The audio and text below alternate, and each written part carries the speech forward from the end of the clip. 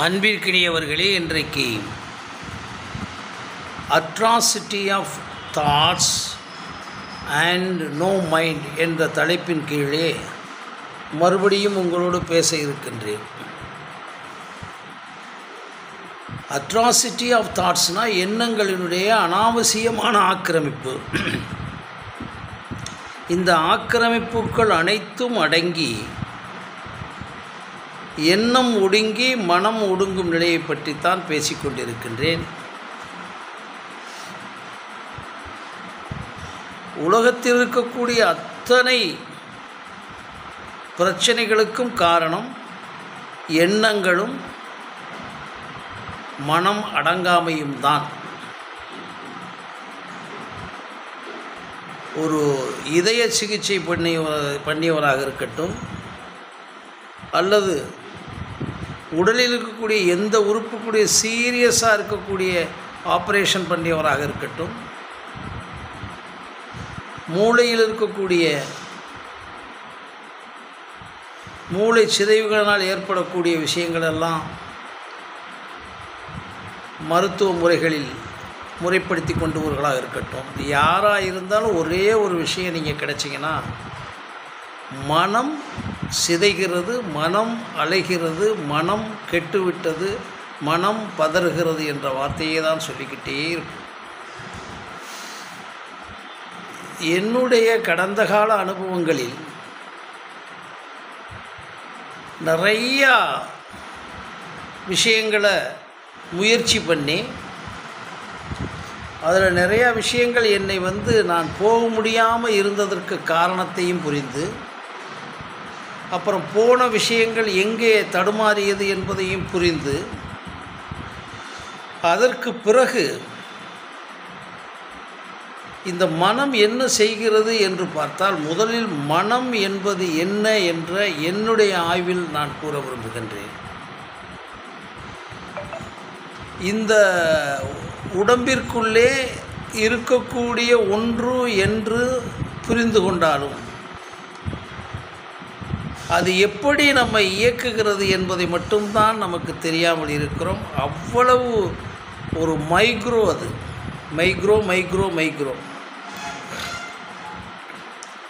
அதுக்கு உருவமும் இல்லை, ஆனால் அருவமாக இருப்பது, பார்க்க முடியாது, எல்லாம் தெரிஞ்சிருச்சு, ஆனால் அது ப்ளே பண்ணிக்கிட்டே இருக்கும். உங்களுடைய எண்ணம் இருக்கிறது, உங்களுடைய அறிவு இருக்கிறது, உங்களுடைய ஆற்றலாகிய மரபணுத்திறன்கள் இருக்கின்றது, உங்களுடைய நுண்ணறிவு இருக்கிறது, பகுத்தறிவு இருக்கிறது, இன்னும் உலகத்தில் இருக்கக்கூடிய அத்தனை அறிவுகளும் ஆற்றல்களும் இருக்கின்றன. இவைகளையெல்லாம் நீங்கள் ஒரு வினாடியில் உடைச்சி விட்டுறது. மிகப்பெரிய அறிவாளிப்பா அவர் ஏப்பா அப்படி விட்டுட்டார், மிகப்பெரிய ஆற்றல் விட்டவரையா. என்ன சொல்லப்போனால், ஆன்மீகத்தை உச்சமாக கரைச்சி குடித்து நான் இறைவனோடு ஐக்கியமாயினேன்னு சொல்லிக்கிட்டு இருக்க ஒருத்தர் கூட மனம் சிக்கலாயிரு. இப்போ ஒரு சில வீடியோக்கள் வருகிறது, புத்த பிட்சுகள், புத்த மாங்ஸுகள்லாம் ஒரு பெண்ணால் கெடுக்கப்பட்டார்னு தொடர்ந்து வீடியோ வந்துக்கிட்டு கெடுக்கப்பட்டார்கள். அப்போ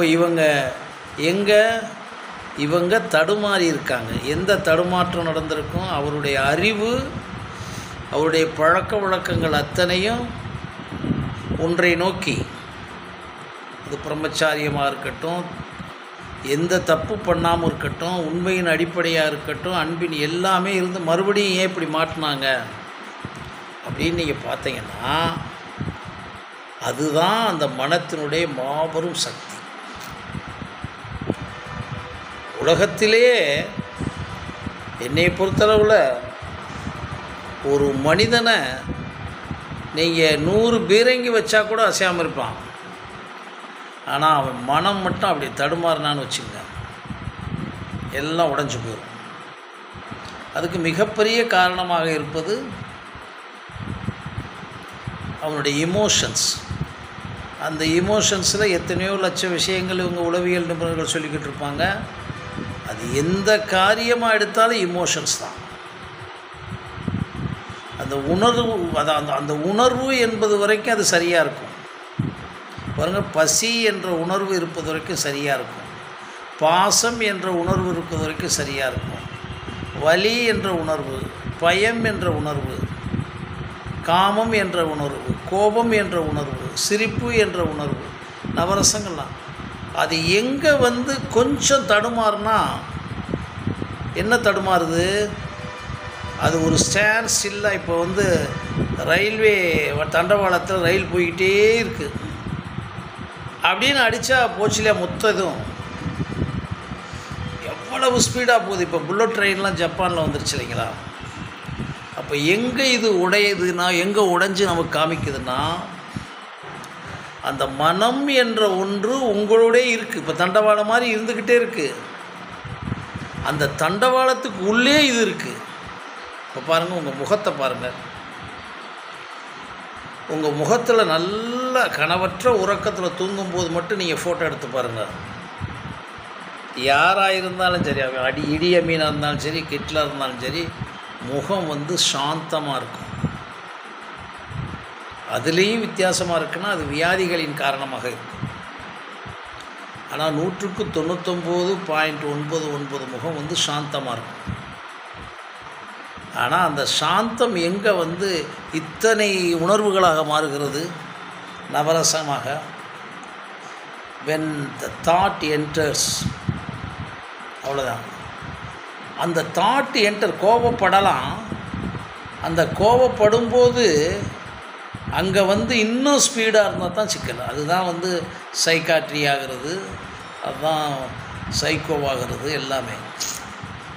இது நான் என்ன சொல்ல வரேன்னு புரிஞ்சிங்கன்னா, எல்லா உணர்வுகளுக்கும் ஒரு கான்ஸ்டன்ட் இருக்குது. சாப்பிட்றது மாதிரி 3 இட்லி தான் சாப்பிட முடியும், 2 இட்லி தான் சாப்பிட முடியும், சின்ன கொஞ்சம் சிக்கன் தான் சாப்பிட முடியும்னு சொல்லி அளவு அவங்களுக்கு கன்ஃபார்மாக இருக்கும். அதுக்கு மேலே ஒன்று சேர்ப்பாங்க. எதை சேர்ப்பாங்கன்னு புரிஞ்சுக்கோங்க. அப்படி கொஞ்சம் வாங்க. மிருகங்கள் அனைத்தையும் வச்சுக்கோங்க, பறவைகள் அனைத்தையும் வச்சுக்கோங்க, செடி கொடிகள் அனைத்தையும் வச்சுக்கோங்க.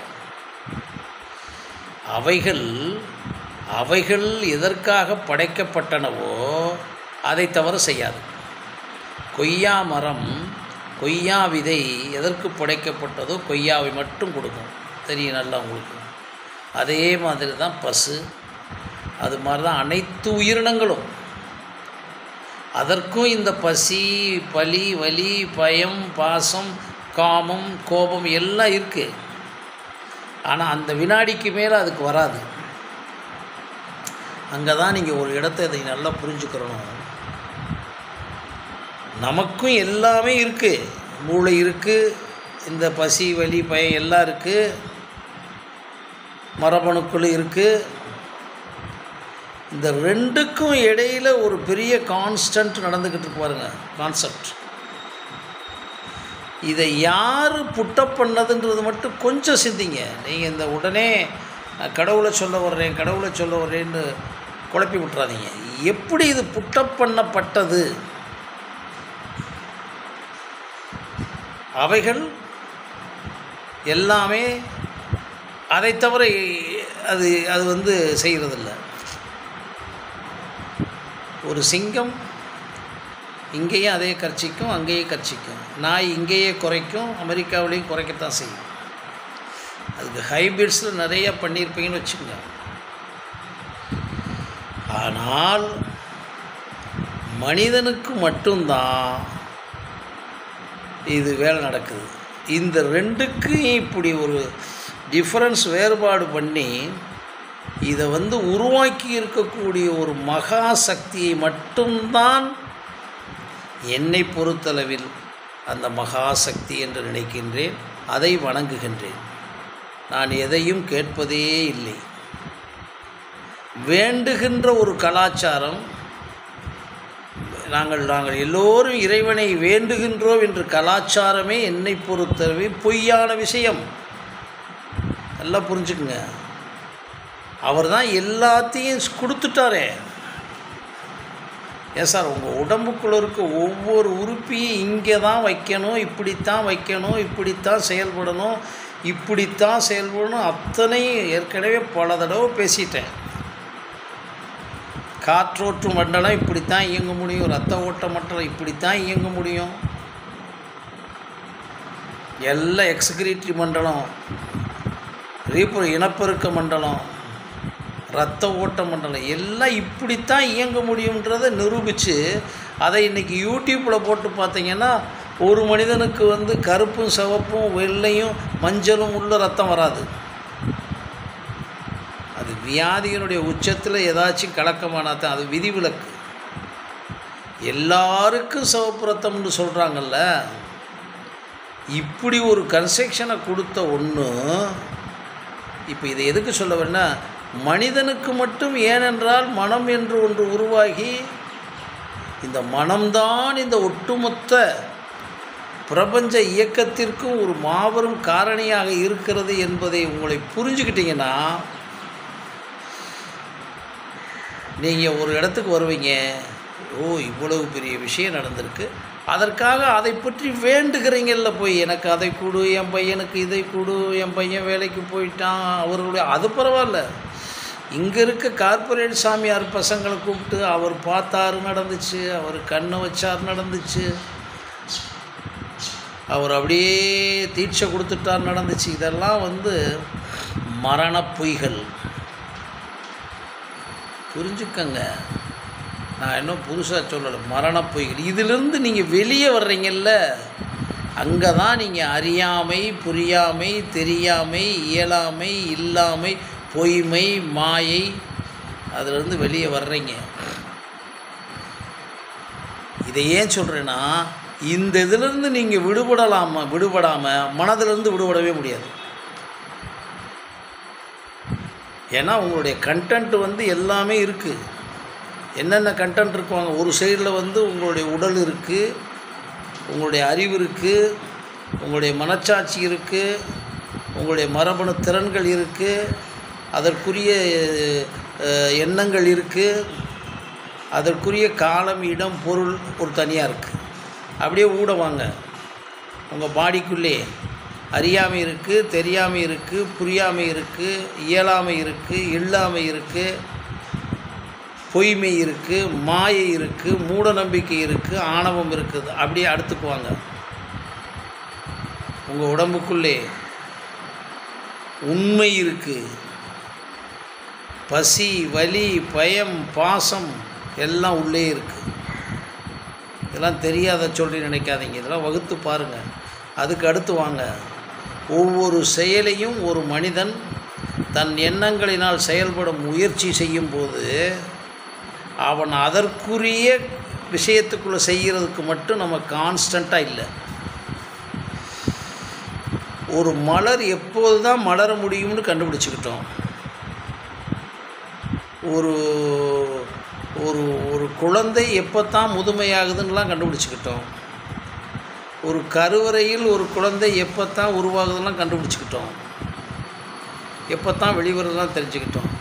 ஆனால் நீங்கள் எண்ணுகின்ற எண்ணம் என்பது, நீங்கள் எண்ணுகின்ற எண்ணமும் உண்ணுகின்ற உணவும் எவ்வளவு திண்மமாக இருக்கணுன்றதை மட்டும் நாம் கண்டுபிடிக்க முடியலை. அந்த இடத்துல தான் மனம் என்பது எழுகிறது.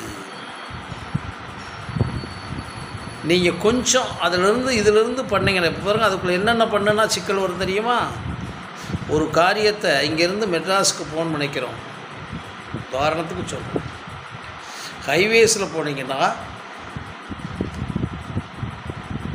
100லேருந்து 120 இல்லை 130 கிலோமீட்டரில் போனீங்கன்னா மேக்சிமம் அமைதியாக போகலாம். நம்ம கரெக்டாக ஒதுங்கி போனோம்னா ஒரு 7 மணி நேரத்துக்குள்ளே, நான் சொல்கிறது கொஞ்சம் கூட தான் சொல்கிறேன், நல்ல இசையை கேட்டுக்கொண்டு நல்ல ஒரு இடத்துல காஃபி குடிச்சிட்டு அல்லது டீ குடிச்சிட்டு ஒரு உணவு இடைவெளி எடுத்துக்கிட்டு போகலாம். நீங்கள் 7 மணி நேரம். அது இப்போ ஃப்ளைட்டில் போனால் 1 மணி நேரம்னு வச்சுட்டாங்க. இப்போ எங்கே பிரச்சனை வரும்னா, அந்த 120 கிலோமீட்டரில் போகிறதுல 150 வைப்போம், 180 வைப்போம், 200 வைப்போம், அப்புறம் 100 வைப்போம், அப்புறம் 40 வெப்பம்னு இப்படியே போயிட்டு இருக்கோம் இல்லையா? அந்த இடத்துல தான் வண்டி கெடுகிறது. உங்களுடைய உணர்வுகள் கெடுகின்றன. அதில் என்ன சொல்கிறேன்னா, நீங்கள் அவசரப்பட்டாலும் உங்களை சுற்றி இருக்கிறவர்களை அவசரப்படுத்தினாலும், நீங்கள் அவசியப்பட்டாலும், ஒரு குறிப்பிட்ட அவசியம் இருப்பவர்களையெல்லாம் அவசியப்படுத்தினாலும், நீங்கள் அனாவசியப்பட்டாலும் இருக்கிறவர்களையெல்லாம் அனாவசியப்படுத்தினாலும், நீங்கள் ஆணவப்பட்டாலும் இருக்கிறவர்களெல்லாம் ஆணவப்பட வைத்தாலும், சும்மா இருக்கக்கூடியதை நீங்கள் ஒன்றும் இல்லாமல் கிடக்கக்கூடிய ஒரு செத்தைய ஒரு புல்லை கூட நீங்கள் கோவப்பட வச்சு போடுவீங்க. அங்கே தான் நீங்கள் அவருக்கும் மனமேலும் உங்களுக்கும் மனம் சிதையும். ஏன்னா அதை கண்டுபிடிக்கிற ஒன்று தான் நம்மளுடைய சுயவியல் கோட்பாடு. அந்த இதுக்குள்ளேருந்து அப்படி எதில் அவசரப்படுறோமே, எல்லா விஷயங்களையும் சாப்பிட்றதில் அவசரப்பட்டு பாருங்கள். உணவு முறைகள் ஒவ்வொன்றையும், ஒவ்வொரு அணுவணுமான விஷயத்துலேயும் இந்த 5 உள்ளே இருக்கும். அவசரம், அவசியம், அனாவசியம், ஆணவம், அலைக்கழித்தல், இல்லை இந்த ஓடிக்கிட்டே இருக்கும். இப்படி ஓடும்போது நீங்கள் அப்படியே கொஞ்சம் அப்படி ஸ்டாப் பண்ணி பார்க்கணும். அதுக்கு தான் அதுக்குள்ளே என்ன நீங்கள் உங்களுடைய உலகறிவுன்னு சொல்கிறீங்கல்ல, அதில் மிக முக்கியமான அறிவு ஒவ்வொரு அணுவான விஷயத்திற்கும் அதுக்குரிய ஸ்பேஸ் அண்ட் டைம் இருக்குது. காலம், இடம், பொருள் அமைப்பு இருக்குது. அதே மாதிரியே ஒவ்வொரு அணுவான விஷயத்திற்கும் காரணம், காரியம், காஸ் அண்ட் எஃபெக்ட். இதை சிந்திக்காததுனால தான் மனம் எழுகிறதுன்னு புரிஞ்சுக்கோங்க. அப்புறம் நீங்கள் சிந்திங்க, அப்புறம் பார்த்துக்குங்க. இவ்வளவு கான்டாக்ட் இருக்குது அதுக்குள்ளே. வரிசையில் நிற்கும் போதே, டிக்கெட் எடுக்கும் போதே முந்துவோம் நம்ம. இப்போ உங்கள் கையில் அலைபேசி வந்துருச்சு. உலகத்தில் இருக்க அத்தனையுமே உங்களுக்கு வந்துக்கிட்டு இருக்கு. அமெரிக்காவை பார்க்கணும்னு ஒரு அடி அடிச்சிங்கன்னா அமெரிக்காவில் இருக்க விஷயத்த கரெக்டாக புரிஞ்சிடலாம், கூகுளில் பார்த்துடலாம். இதுக்கு கொஞ்சம் அவசரப்பட்டீங்கன்னு வச்சுங்க, அதனுடைய கான்செப்ட் அப்படி சொல்லுவாங்க. அந்த லோட் ஆகிக்கிட்டு இருக்கு பொறுங்கன்னு சொல்லுவாங்க. அவ்வளவு தூரம் நம்ம எல்லாத்துக்குமே காலம், ஸ்பேஸ், டைம் இருக்குது. உலகியலை சொல்லுங்கள்.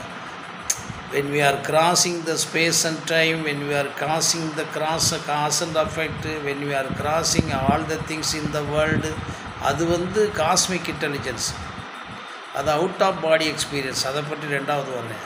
இப்போ இந்த இடத்துல ஏன் நமக்கு செய்கிறோம்னா அதில் அவசரப்பட்டுருவோம். அந்த இடம்தான் நமக்கு அனுபவங்களினால் கிடைத்தால் வருவது ஒன்று.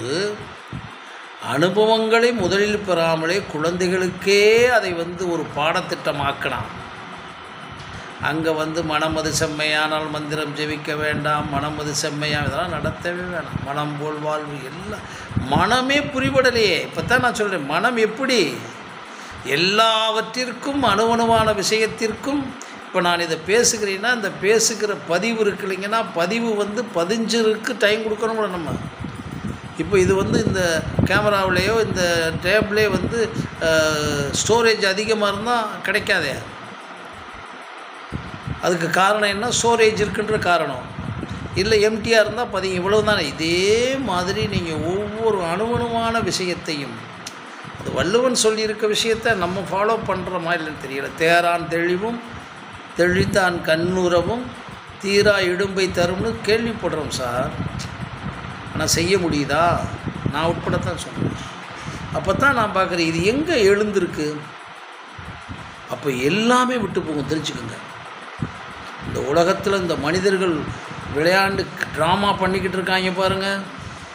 கோடிக்கணக்கான பரிகாரங்கள், கோடிக்கணக்கான யாகங்கள், கோடிக்கணக்கான விஷயங்கள். அதை அப்படி போடு, இப்படி போடு, இந்த உத்திராட்சத்தை அப்படி போடு, 6வது நம்பர் உத்திராட்சை இப்படி போடு, இப்படி மந்திரத்தை சொல்லு, அப்படி. அதுக்கு தான் மனமது செம்மையானால் மந்திரம் ஜெபிக்கவே வேண்டாம். வாயுவை உயர்த்த வேண்டாம். இந்த உலகத்தில் எதுவுமே நீ செய்யாமல் உன்னுடைய ஸ்டாண்ட் ஸ்டில்லாக இந்த உடம்பினுடைய ரகசியத்தை புரியலாம். இதுக்கு ஒரு பயிற்சியே இல்லைன்னு நான் சொல்கிறேன். தினந்தோறும் வீட்டுக்கு போங்க, வீட்டில் உட்காருங்க, தூங்க போகிறதுக்கு முன்னாலே தான் சொல்லி கொடுத்துக்கிட்டே இருக்குது. இதுக்கு ஒரு பெரிய பயிற்சி எடுக்கணும். அப்படியெல்லாம் எடுத்து யாருமே வரலைங்க சார், யாருமே வரலை இது வரைக்கும். அந்த ஒருத்தர் கார்பரேட் சாமியார் மட்டும் மேடையில் உட்காந்துக்கிட்டு ஆசி வழங்குறாருன்றான். நீங்கள் எல்லாருமே கடவுளால் அனுப்பப்பட்ட, நீங்கள் நம்பி போய்கிட்டு இருக்க அந்த ஆள் உட்பட எல்லாருமே கடவுளால் நாம் அனுப்பப்பட்ட ஒரு சாதாரண ஒரு புள்ளி. அவன் சூரியனை படைச்சிருவான். அந்த ஆள் ஒரு சூரியனை படைக்க சொல்லுங்கள், அவனை தனியாக முடியாத. ஏன் முடியாதவனால்?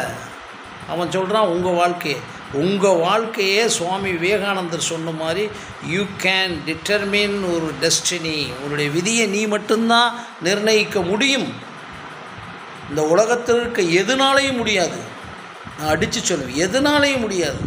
நீ போகிற புனஸ்காரத்தினால முடியாது, நீ போன பூசையினால் முடியாது, நீ போன தியானத்தினால்.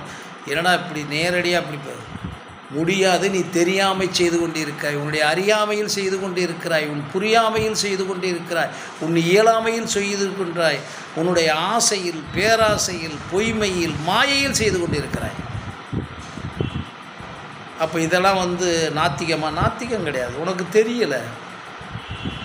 அதில் சுருக்கமாக இந்த வீட்டை இப்படி உடைச்சிரு, அந்த வீட்டை அப்படி உடைச்சிரு, அதை மேதிலிருந்து அப்படி வை, இதை இங்கிட்டு வை, அந்த கிரகம் அங்கிட்டு இறங்குது இங்கேப்பா.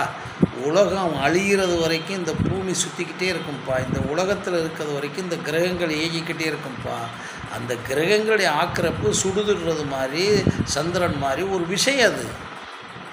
ஆனால் உனக்குள்ளே அத்தனை கிரகங்கள் இருக்குது. உனக்குள்ளே கடவுளே இருக்காரே. அப்படின்னா நேரம் பொய்யா போயிருக்குமே. அதுக்கு முயற்சி பண்ணுறாங்க. பெரிய பெரிய மடத்துறவிகளெல்லாம் விடிய விடிய பேசுகிறாங்க. அவங்களுக்கு முன்னால் உட்காந்துருக்கவங்க யார் சார்? அதைத்தான் நான் சொல்கிறேன். பாமரனும் புரியலாம். இதை பாமரனும் புரிஞ்சுக்கிட்டேன்னா கடவுள் எது, மனிதன் எது, மிருகம் எது, என் உடம்பு என்பது எது, என்னுடைய மனம் என்பது எது, மனம் எழாமல் இருக்கிறது எதுன்னு புரிஞ்சுட்டேன்னா அப்புறம் எங்கே போகிற நீ? எந்த நாட்டை தேடணும் உனக்கு? அதனால் மனசு என்பது எழுவதற்கு இத்தனை காம்போனன்ட்ஸ் இருக்குது. இப்போ இதை திருப்பி திருப்பி போட்டு பாருங்கள், உங்களுக்கு ஒரு சின்ன விடை கிடைக்கும்.